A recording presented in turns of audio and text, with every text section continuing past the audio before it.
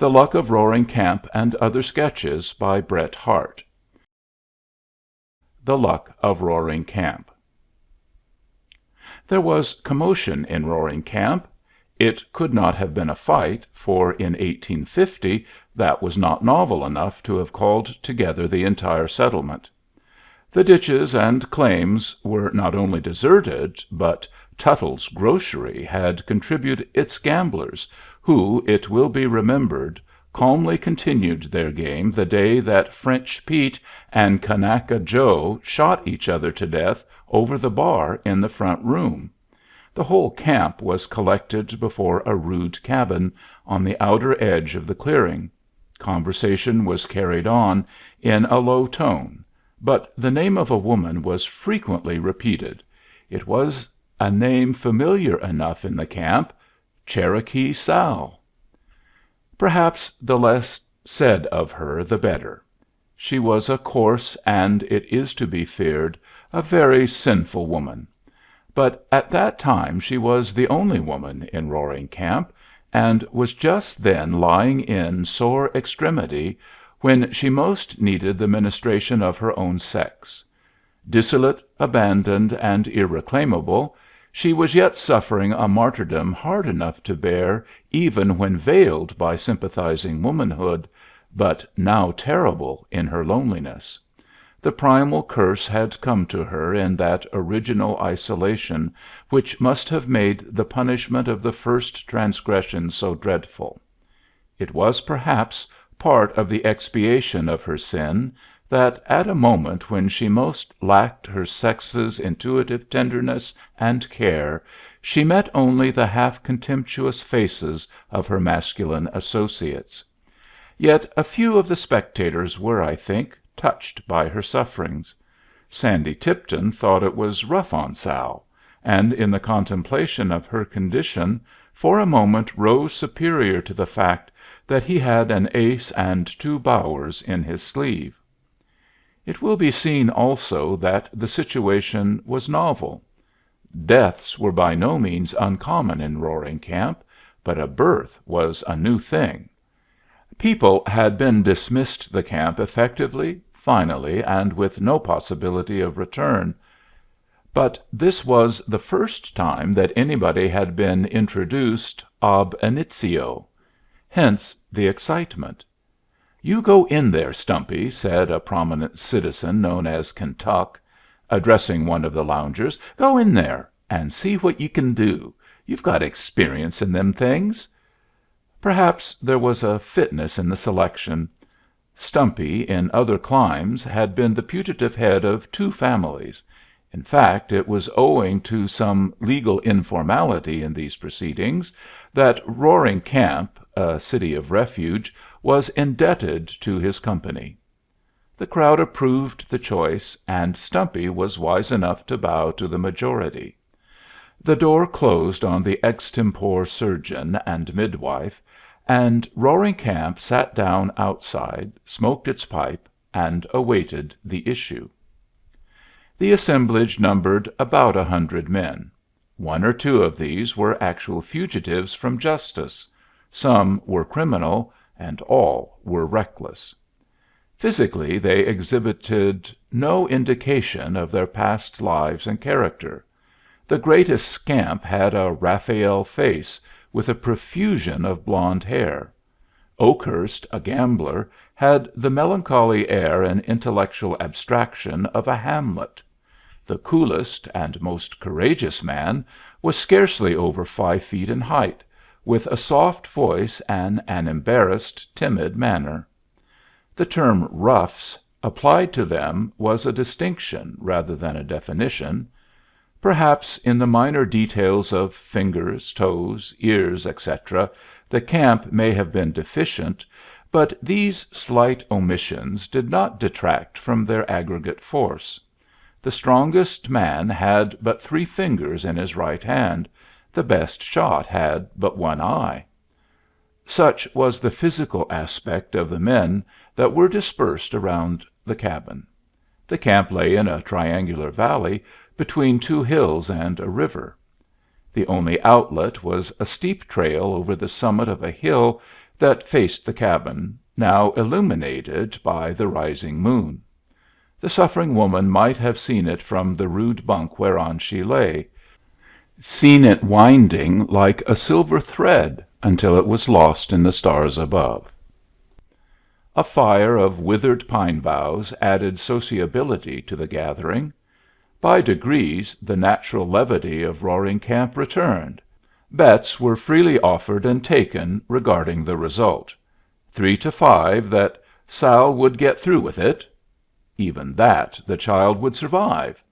Side bets as to the sex and complexion of the coming stranger. In the midst of an excited discussion an exclamation came from those nearest the door, and the camp stopped to listen. Above the swaying and moaning of the pines, the swift rush of the river and the crackling of the fire, rose a sharp, querulous cry, a cry unlike anything heard before in the camp. The pines stopped moaning, the river ceased to rush, and the fire to crackle. It seemed as if nature had stopped to listen too. The camp rose to its feet as one man. It was proposed to explode a barrel of gunpowder, but in consideration of the situation of the mother, better counsels prevailed, and only a few revolvers were discharged; for, whether owing to the rude surgery of the camp or some other reason, Cherokee Sal was sinking fast. Within an hour she had climbed, as it were, that rugged road that led to the stars, and so passed out of Roaring Camp, its sin and shame forever. I do not think that the announcement disturbed them much, except in speculation as to the fate of the child. "Can he live now?" was asked of Stumpy. The answer was doubtful.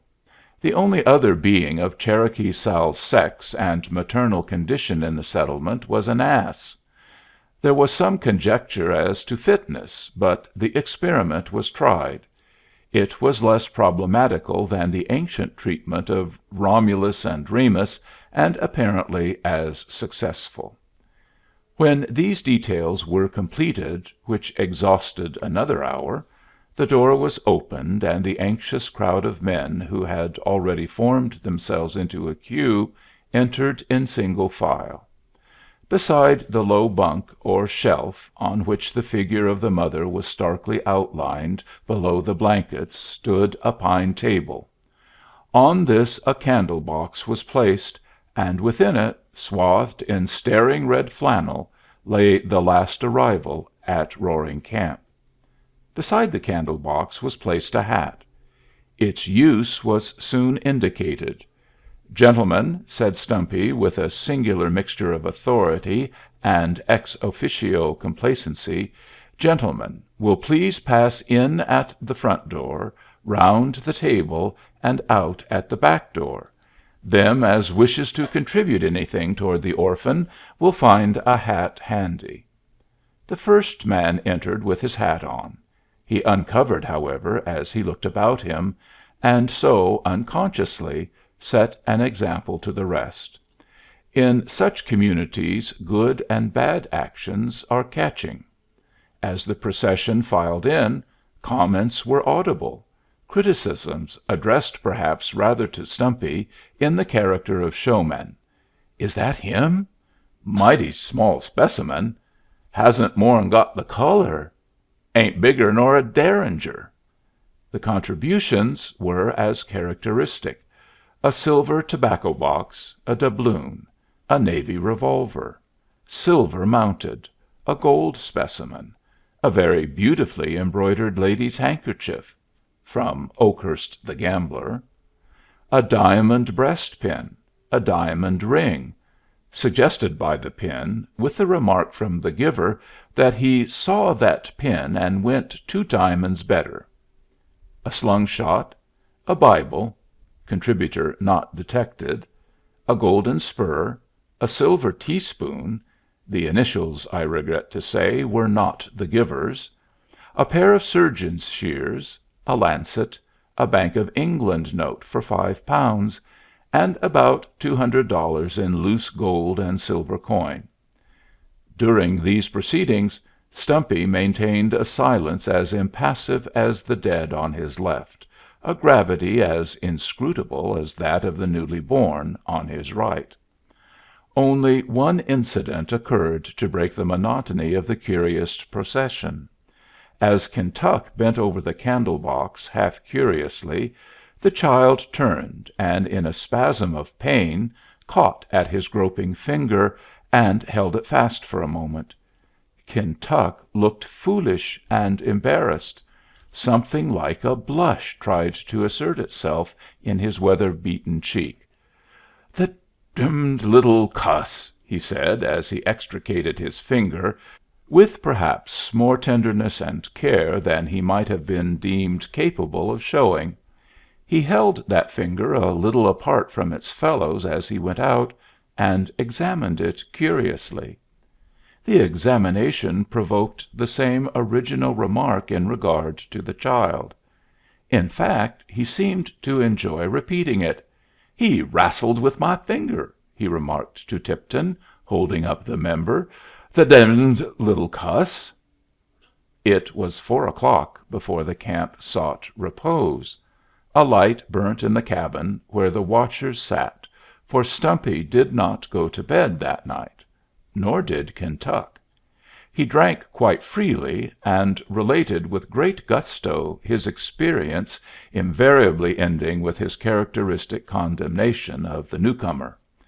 It seemed to relieve him of any unjust implication of sentiment, and Kentuck had the weaknesses of the nobler sex. When everybody else had gone to bed, he walked down to the river and whistled reflectingly. Then he walked up the gulch, past the cabin, still whistling with demonstrative unconcern.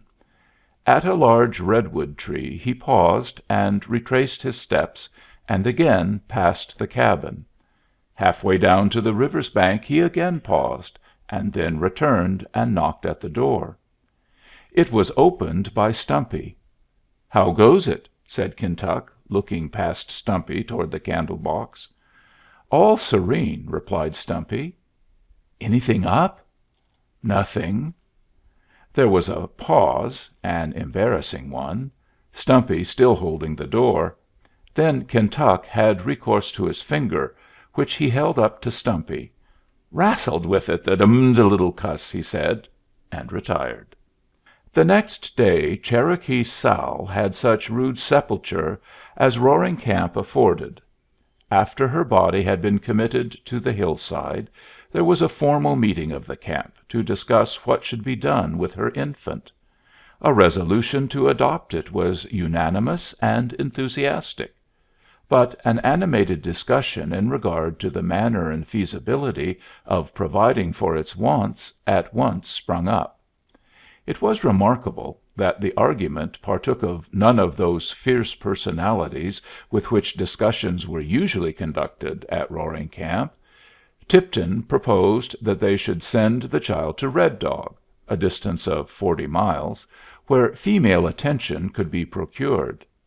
But the unlucky suggestion met with fierce and unanimous opposition. It was evident that no plan which entailed parting from their new acquisition would for a moment be entertained. "Besides," said Tom Ryder, "them fellows at Red Dog would swap it and ring in somebody else on us." A disbelief in the honesty of other camps prevailed at Roaring Camp, as in other places. The introduction of a female nurse in the camp also met with objection. It was argued that no decent woman could be prevailed upon to accept Roaring Camp as her home, and the speaker urged that they didn't want any more of the other kind.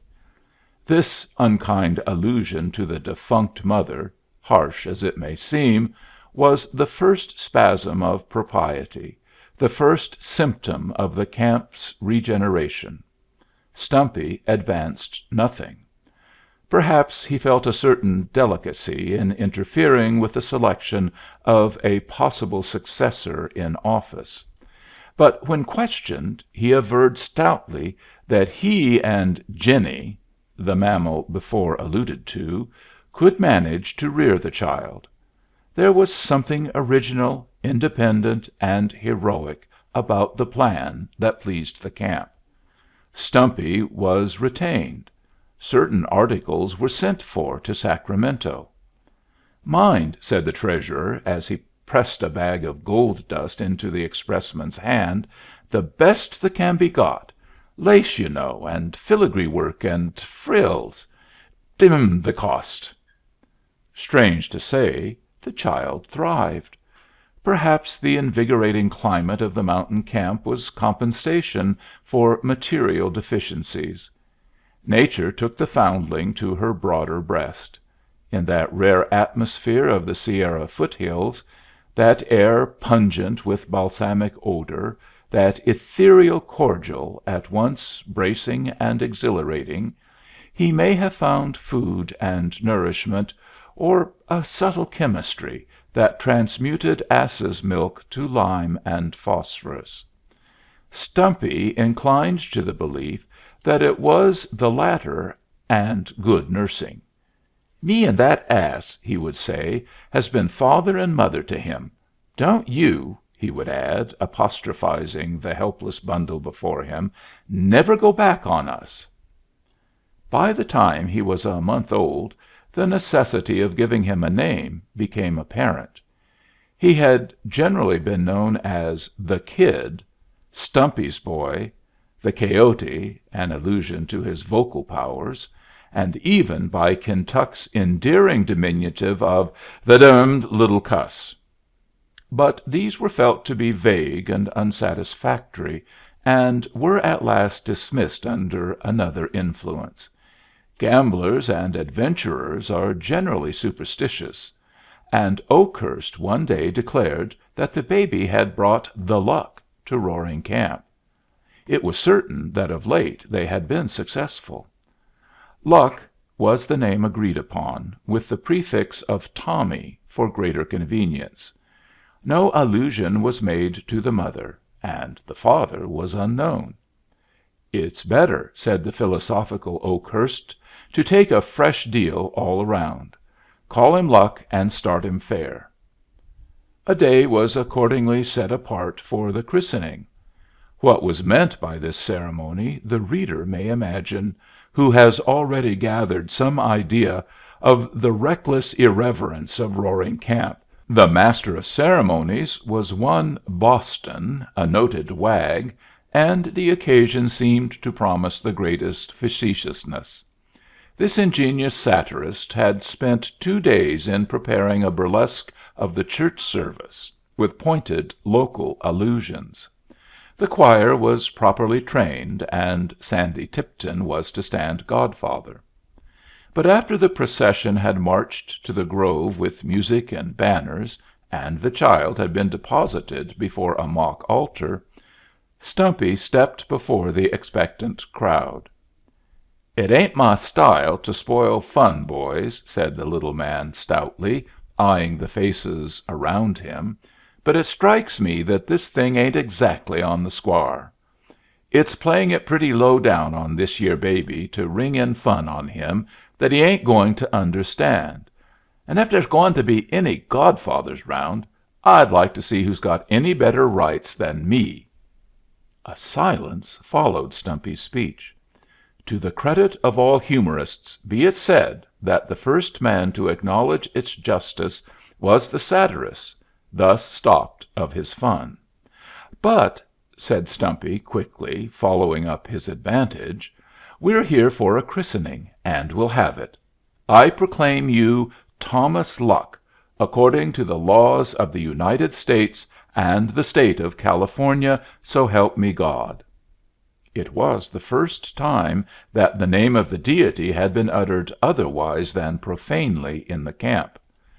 The form of christening was perhaps even more ludicrous than the satirist had conceived, but strangely enough nobody saw it and nobody laughed. Tommy was christened as seriously as he would have been under a Christian roof, and cried and was comforted in as orthodox fashion. And so the work of regeneration began in Roaring Camp. Almost imperceptibly a change came over the settlement. The cabin assigned to Tommy Luck, or the Luck as he was more frequently called, first showed signs of improvement. It was kept scrupulously clean and whitewashed. Then it was boarded, clothed, and papered. The rosewood cradle, packed 80 miles by mule, had, in Stumpy's way of putting it, "sorter killed the rest of the furniture." So the rehabilitation of the cabin became a necessity. The men who were in the habit of lounging in at Stumpy's to see how the Luck got on seemed to appreciate the change, and in self-defense the rival establishment of Tuttle's grocery bestirred itself and imported a carpet and mirrors. The reflections of the latter on the appearance of Roaring Camp tended to produce stricter habits of personal cleanliness. Again Stumpy imposed a kind of quarantine upon those who aspired to the honor and privilege of holding the Luck.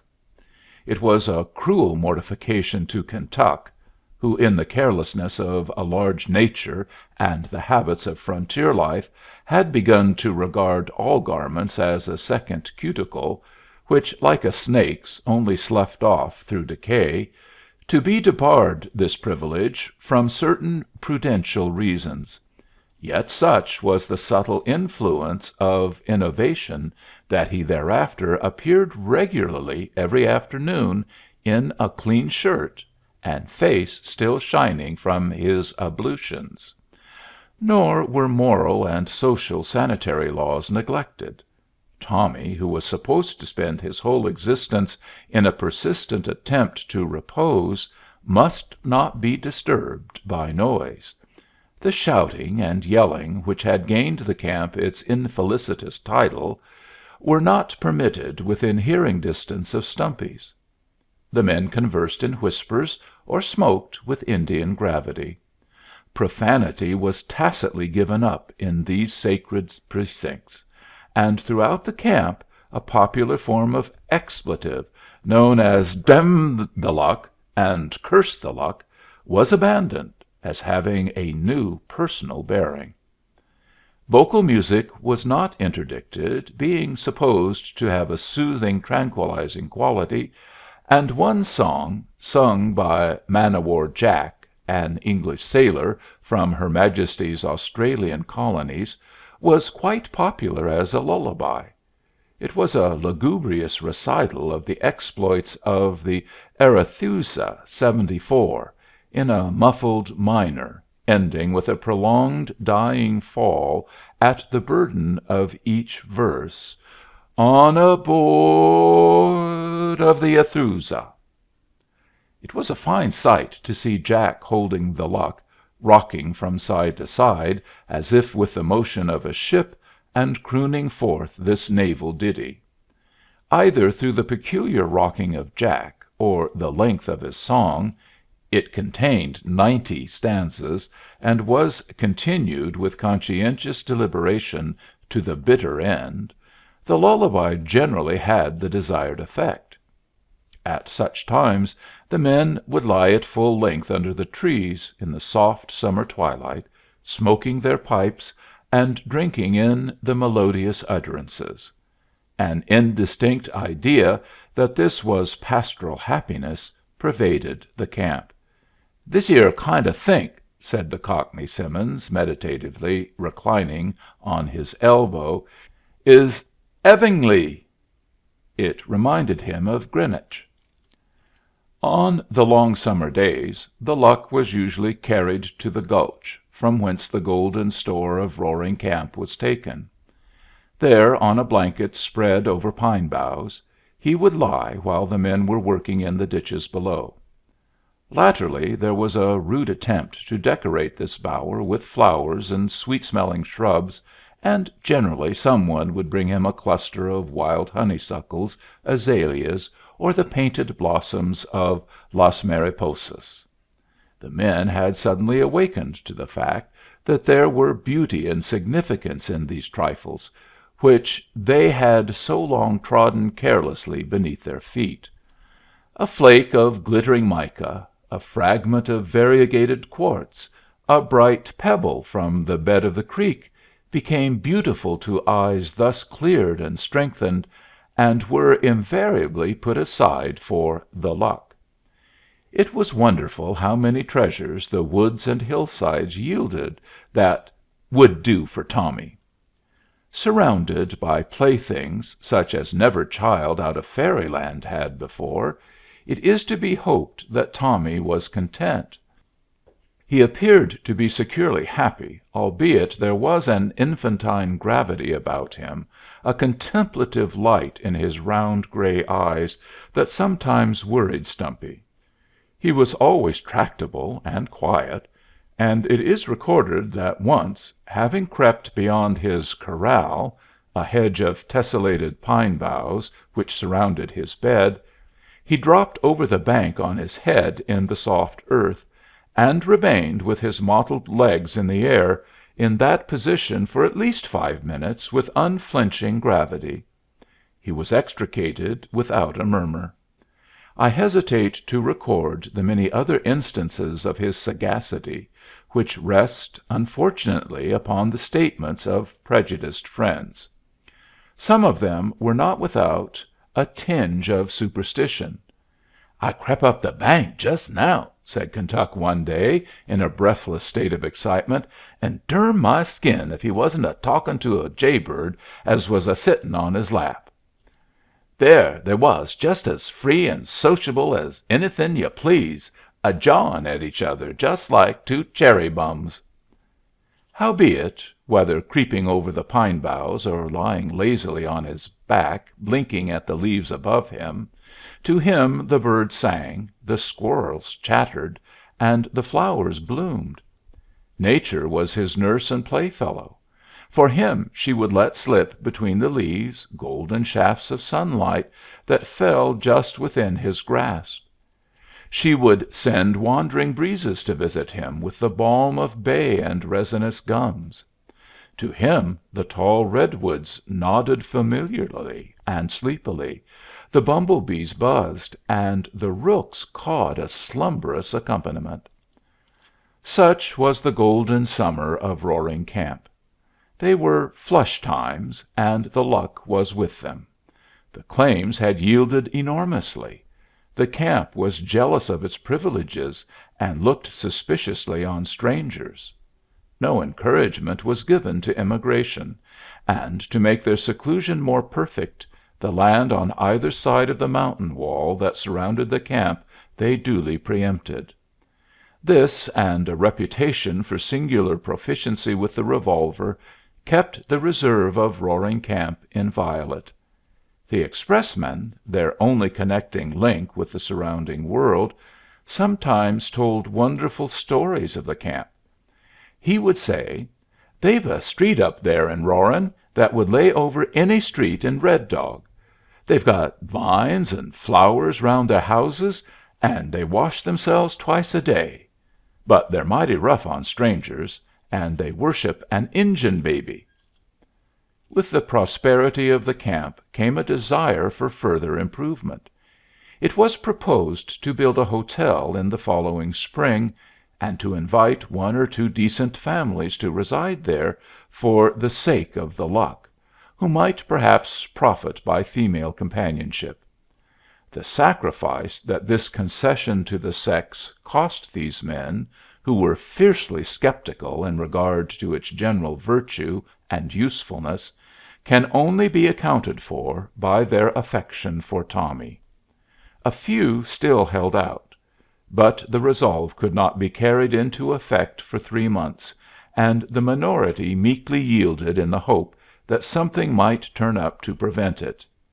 And it did. The winter of 1851 will long be remembered in the foothills. The snow lay deep on the Sierras, and every mountain creek became a river, and every river a lake. Each gorge and gulch was transformed into a tumultuous watercourse that descended the hillsides, tearing down giant trees and scattering its drift and debris along the plain. Red Dog had been twice under water, and Roaring Camp had been forewarned. "Water put the gold into them gulches," said Stumpy. "It's been here since, and will be here again." And that night the North Fork suddenly leaped over its banks and swept up the triangular valley of Roaring Camp. In the confusion of rushing water, crushing trees, and crackling timber, and the darkness which seemed to flow with the water and blot out the fair valley, but little could be done to collect the scattered camp. When the morning broke, the cabin of Stumpy nearest the river bank was gone. Higher up the gulch they found the body of its unlucky owner.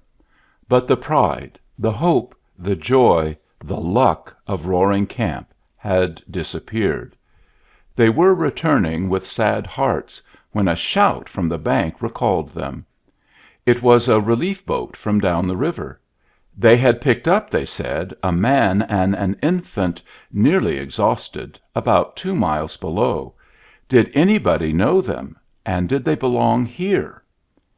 It needed but a glance to show them Kentuck lying there, cruelly crushed and bruised, but still holding the luck of Roaring Camp in his arms.